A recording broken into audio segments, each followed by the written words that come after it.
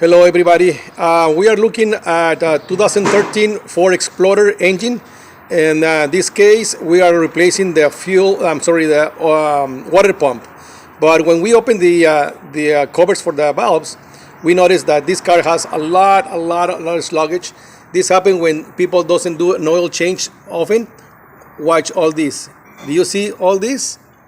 This is oil, old oil. People don't do maintenance on engines. People do a oil not too often.